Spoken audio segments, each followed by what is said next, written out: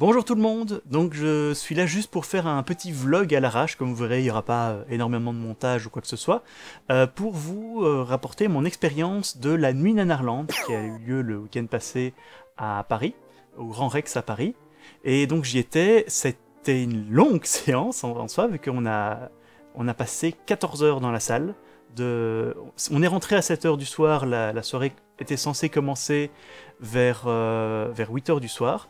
Elle a commencé un petit peu plus tard que ça, et ça a terminé à 9 heures du matin. Donc c'était quelque chose. Donc, Nuit Nanarland, hein, j'ai le petit truc ici. Je vais vous parler des films que j'ai vus, et vous expliquer un petit peu l'ambiance. L'ambiance, déjà, avant tout. Pourquoi je suis ici, pourquoi j'ai un peu changé le cadre, je trouve ça assez sympa. Mes nanars, ma collection de nanars en DVD sont là, et j'ai évidemment aussi laissé le micro dans le champ de la caméra, parce que ça fait un petit peu partie des codes du nanar. Donc l'ambiance là-bas était vraiment très chouette. Donc pour ceux qui, comme moi, vont tous les ans à la nuit du fantastique pour le bif, c'était un petit peu cette ambiance-là. La salle participait beaucoup, lançait quelques blagues, mais pas tant que ça, c'était plutôt un petit peu chacun de son côté. Beaucoup de rires, tout le monde, on sent que les gens se sont bien amusés, parce que c'était vraiment, les gens venaient voir des nanars, c'était des connaisseurs, et c'était vraiment très très chouette de participer à ça. Quelle était un peu la structure de la soirée? Déjà, avant chaque film, donc sur les 4 films, hein, avant chaque film, il y avait une série d'extraits de nanars. Je vais revenir sur ce petit montage d'extraits après. Il y avait aussi des bandes annonces de films nanardesques, puis le film, puis il y avait un jeu où le public pouvait participer. C'était très chouette, où il fait deviner principalement des titres, enfin des traductions en fait, de films en cassette, et les titres étaient absolument délirants. C'était incroyable et assez bien raciste d'ailleurs. Comme par exemple, il y avait Les jaunes voix rouges, Crack putain de drogue, et il y en avait un, je suis plus sûr du titre exact, mais c'était quelque chose du genre Le mandarin en a ri le bol, avec ri, jeu de mots, ras le bol. C'était vraiment vrai. C'était pas mal du tout. Très bien organisé comme soirée, très intéressant. Je félicite les organisateurs qui ont très bien fait ça, et je voulais juste parler à propos des extraits qui passaient au début de chaque film, qui était franchement l'une des meilleures parties de la soirée, parce que c'était vraiment le pur jus de petits nanars comme ça, et relativement peu connus. Je voulais les féliciter pour le montage de ces extraits, parce que c'est tout un travail de les monter de manière à ce qu'ils se complimentent les uns les autres pour rendre ça encore plus humoristique.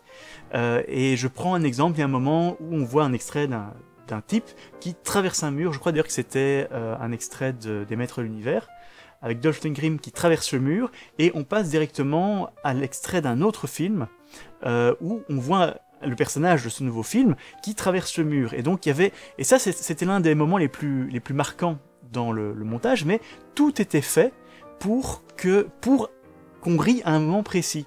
Et aussi, très important, qui je pense, tout le monde l'a peut-être pas vu, mais c'était très bien fait, c'est le moment où les titres apparaissent. Genre, à l'attaque du requin à 2 têtes, on voit pas le titre avant d'avoir vu le requin. Enfin, il y a vraiment tout... il y avait un timing comique qui était très bien choisi et très bien fait sur le moment où on voit le titre, l'enchaînement des différents extraits, etc. Enfin voilà, donc très bon boulot de montage, je vous félicite à nouveau. Mais parlons du premier film que j'ai vu dans la soirée, qui était donc Karaté contre Mafia. qui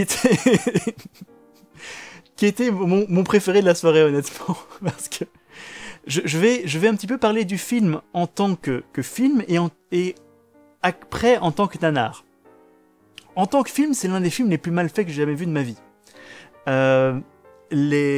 La réalisation était inexistante, les acteurs étaient extrêmement mauvais, le caméraman coupait les têtes comme le grand-oncle qui, quand il doit prendre des photos, il coupe les têtes. L'image était sous-éclairée en permanence. Les scènes s'enchaînent sans rythme et sans raison, avec les combats on comprend pas pourquoi ils se battent, et ça continue, et c'est super long, et c'est très mal chorégraphié. C'est un film d'arts martiaux espagnol, qui date de 1980. Et qui a été tourné aux Philippines, si je me souviens bien. Et déjà, l'acteur principal est censé être chinois. Et il n'a pas du tout une tête de chinois. Et il n'est pas le seul, il y a plein de gens qui n'ont pas du tout des têtes de chinois. Il y a des acteurs de toutes les origines, mais quasiment aucun qui vient d'Hong Kong, ou là où c'est censé se passer. Le réalisateur était là pour nous présenter, et il avait l'air de parfaitement comprendre la blague, c'est une très bonne chose. D'ailleurs, la façon dont le traducteur du réalisateur espagnol avait un petit peu de mal, renforçait un petit peu le côté nanardesque de la chose. Le film m'a fait mourir de rire de A à Z. Donc voilà, c'est juste l'histoire d'un marin expert en arts martiaux qui se fait attaquer par des gens et qui se trouve dans une embrouille de trafic de diamants. Mais honnêtement, on s'en fout ça, parce que c'est juste qu'il va à un endroit et il est attaqué par 4 personnes cagoulées, dont il y avait le rouge. Voilà, c'était un petit peu le gag récurrent de ce film-là pour les gens dans la salle. C'est que tout le monde criait le rouge, parce qu'on voulait voir le type avec la cagoule rouge, qui était honnêtement l'un de ceux qui se battait le plus et qui se battait le mieux. Parce que donc il y a ces types en cagoule qui étaient qui sont dans la vraie vie les disciples de l'acteur principal, qui était un expert en arts martiaux. N'oublions pas que ce n'est pas parce que tu sais vraiment te battre que tu sais te battre devant la caméra, ce sont deux choses très différentes. Et ça se voyait très fort, parce qu'il n'y avait aucune chorégraphie, et les combats étaient extrêmement longs et extrêmement mal faits. Et genre, il y a des moments où le personnage, il va à un bâtiment. Juste avant d'entrer dans le bâtiment, il se fait attaquer par les gens. Pendant 5 grosses minutes bien lourdes, il y a le combat. Puis, tout d'un coup, il rentre dans le bâtiment. Il va dire, oui, est-ce que machin est là? Ah non, il est pas là. Ok, il ressort. Et tout d'un coup, le combat reprend. On comprend pas. Enfin, montage zéro. Qu'est-ce que j'ai ri? C'est un de mes nanars préférés maintenant. J'ai adoré ce film. Je sais pas s'il est trouvable d'une façon ou d'une autre, parce qu'ils ont fait venir exprès les bobines d'un site, enfin c'est un site équivalent en Nanarland en Espagne qui l'a récupéré. C'était génial. C'était purement génial. Ce film-là était absolument génial. Si vous trouvez un moyen de vous procurer Karaté contre Mafia, allez-y, il est à mourir de rire de A à Z, c'était un chef-d'œuvre d'incompétence. Ensuite, donc après les extraits, etc., le deuxième film qu'on a vu était Samurai Cop, qui est un petit peu un classique du nanar, que j'avais jamais vu, malgré tout. J'ai pas vu, je suis loin d'avoir vu tous les nanars et tous les classiques, etc. Je n'avais jamais vu Samurai Cop, et il était très drôle. Je dois avouer quand même qu'au début, il y avait un tel niveau d'incompétence dans le film juste avant, Karaté contre Mafia, que ce film-là avait l'air presque bien fait.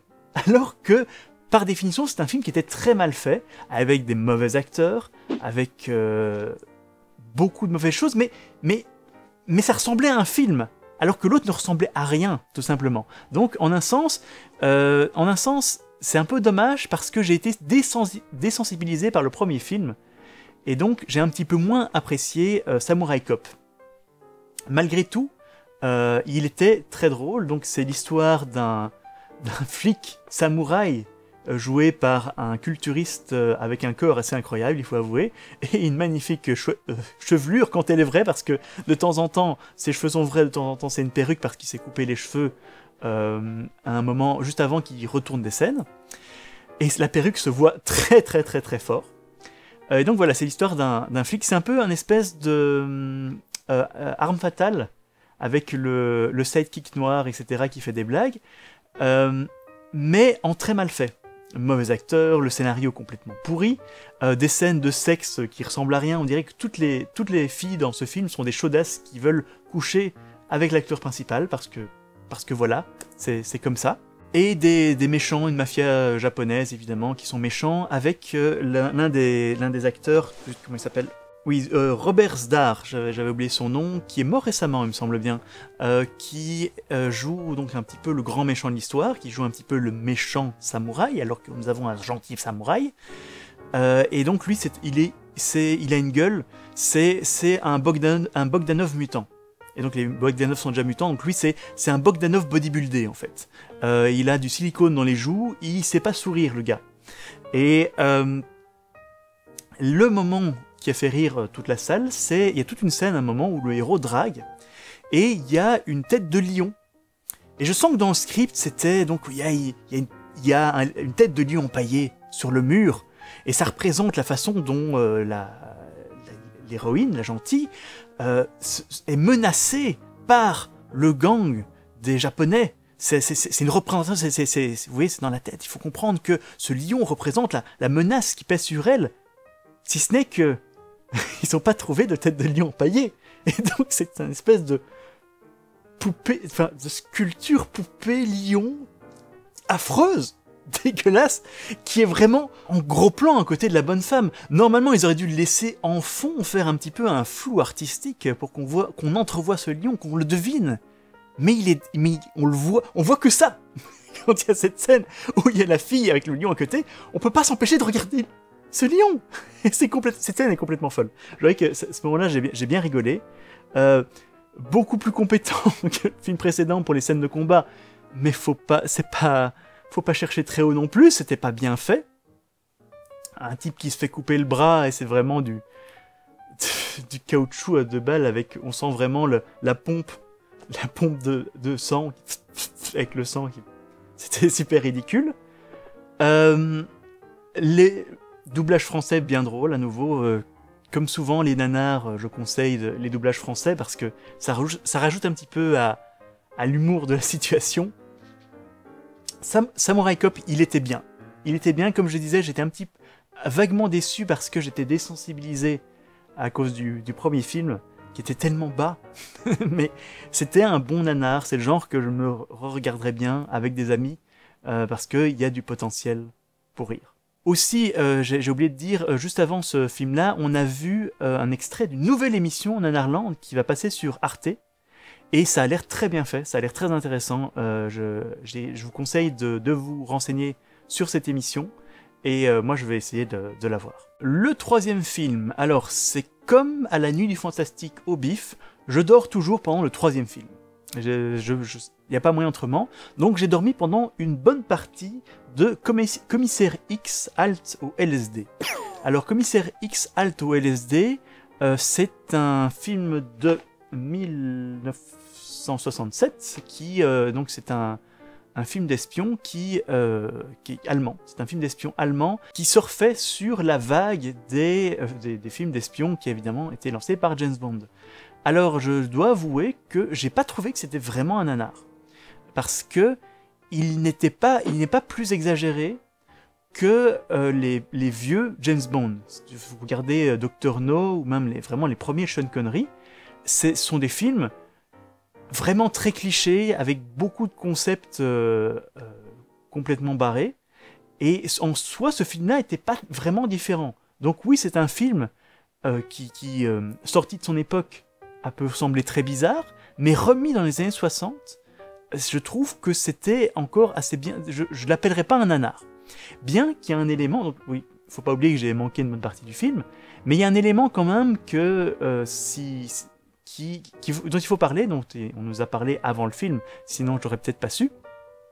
C'est donc nous avons le personnage principal qui est le James Bond allemand qui s'appelle Commissaire X, et il y a un autre espion qui enquête tous les deux sur un trafic de LSD, enfin plutôt des gens qui menacent, donc ça se passe en Turquie, et il y a des gens qui menacent d'empoisonner l'eau courante avec du LSD. Et il y a un personnage qui apparaît vraiment de nulle part, qui s'appelle Guilin, c'est ça, non, c'est Germain, pas Guilin, ça aurait été marrant aussi. Germain, alors, il y a plusieurs choses à savoir sur lui, c'est que Germain est un peu un Deus ex machina. Il sait tout faire. Germain sait tout faire, c'est un personnage, son gag récurrent, c'est qu'il va faire quelque chose d'assez extraordinaire, et puis il va dire, oui, mais c'est parce que à l'époque, j'ai fait ça. Par exemple, au début, on voit il s'occupe d'animaux. Et il va dire oui, c'est parce que il y a quelques années, j'étais vétérinaire. Puis à un moment, il va tirer sur un type super bien. Et il va dire oui, c'est parce que il y a quelques années, je tirais dans des foires ou quelque chose comme ça. Et il va faire à chaque fois des choses assez incroyables. Il va dire oui, c'est parce que... Et voilà, c'est un peu sa blague, c'est qu'il a fait tous les métiers et il a tout retenu. Donc il sait tout faire, Germain. Donc lui, c'est un peu un gag récurrent. Et je vais vous spoiler la fin, je pense pas que ce soit très très grave que je spoile la fin de Commissaire X. Vers la fin du film, il se fait tuer. Et après sa mort, il y a un âne qui aide les héros. Et tout à la fin, il y a l'âne qui parle et qui répond avec la voix de Germain. Oui, c'est parce que à l'époque j'ai fait du billard, ou chose comme ça. Donc oui, nous avons ce personnage. Et alors, il est très bizarre dans tout ça. C'est un élément un peu plus surexagéré que le reste. Mais c'est encore plus bizarre et encore plus triptyque et encore plus égocentrique quand on sait que ce personnage, qui est au final le véritable héros, parce que c'est lui qui fait le plus, est joué par le réalisateur. Donc ça c'était pas mal. Honnêtement, ce film, j'ai trouvé plutôt pas mal du tout. J'ai trouvé que c'était un bon film d'espion pour ce que j'en ai vu. À nouveau, j'ai dormi pendant une bonne partie. À la fin, il y a toute une course-poursuite en moto que j'ai trouvé très bien faite. Le méchant, qui est joué par un ancien Hercule, j'ai trouvé qu'il avait un bon physique pour jouer ce méchant qui fait de la lutte turque. J'ai trouvé que c'était un film plutôt intéressant, plutôt bien, honnêtement. Voilà, donc pas vraiment un nanar, j'ai pas beaucoup ri, mais j'ai trouvé assez sympa. Et enfin, le dernier film de la soirée était Le Dernier Dragon, qui donc est un film un peu blaxploitation. Donc blaxploitation sont des films faits pour attirer le public noir dans les salles. En fait, c'était des films faits avec des héros principaux de couleur, et c'était fait pour un petit peu attirer le public noir, et ça a eu pas mal de succès. Mais c'est un film qui... L'âge d'or de blaxploitation, c'est dans les années 70, et ici, celui-là est sorti en 85. Et donc c'est l'histoire de un peu le Bruce Lee noir, qui donc est un jeune très sage, qui apprend les arts martiaux. C'est un côté un petit peu Karate Kid comme ça, qui est en fait qui a un jeune de Harlem qui se prend pour un chinois. Ok. Et nous avons un méchant qui est le mandarin de Harlem, qui est un méchant mais complètement surexagéré, mais qui honnêtement à nouveau c'est un film qui en soi n'est pas si nanar que ça. Quand même, oui, il a un côté très nanar, mais c'est un film qui est pas monstrueusement mal fait. La réalisation est plutôt compétente, les acteurs sont pas mauvais du tout, j'ai trouvé.